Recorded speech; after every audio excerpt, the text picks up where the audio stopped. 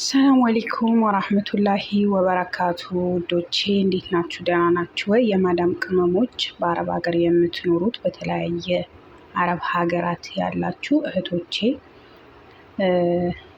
ረመዳን መጥተዋል። አልሐምዱሊላህ እንኳንም በሰላም አደረሰን አደረሳችሁ። እና ረመዳን የብዙዎቻችን ቤት እና ላይክ ሰብስክራይብ አትርሱ ፕሊዝ። ላይክ ሰብስክራይብ አትርሱ። ሰብስክራይብ ያደረጋችሁ አበረታቱኝ። እና የብዙዎቻችን ቤት ስራ ይበዛል፣ በጣም ብዙ። ካሁኑኑ ስራ የጀመራችሁ አላችሁ፣ ካሁኑኑ ፋታ ያጣችሁ አላችሁ፣ ገና ረመዳኑ ሳይደርስ ማለት ነው። እና አላህ ያግዛችሁ፣ አላህ ይርዳችሁ፣ እኛንም አላህ ይርዳን። እና ምን ለማለት ነው፣ ራሳችሁ ጠብቁ፣ ራሳችሁ ጠብቁ።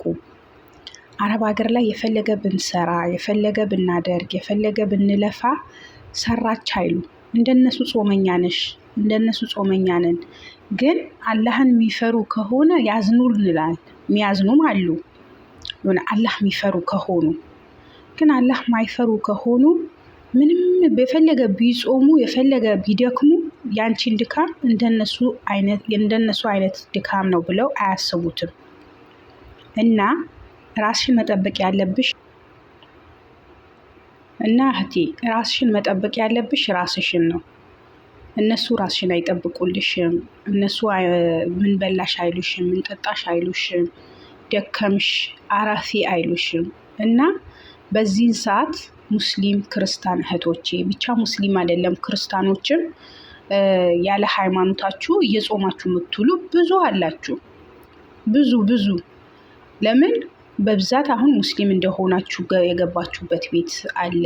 በተለይ አሁን ሳውዲ ውስጥ ክርስቲያን አይፈልጉ ምናምን እና እንደዛ በመባል ብዙዎቻችሁ ሙስሊም ኦኬ ግዴታው ስለሆነ ነው ረመዳኑ። እና ሙስሊም ሳትሆኑ ደግሞ ያ ሙስሊም ነኝ በማለት የተቀጠራችሁበት ቤት ላይ እየጾማችሁ እየደከማችሁ ስራውን ትሰሩታላችሁ።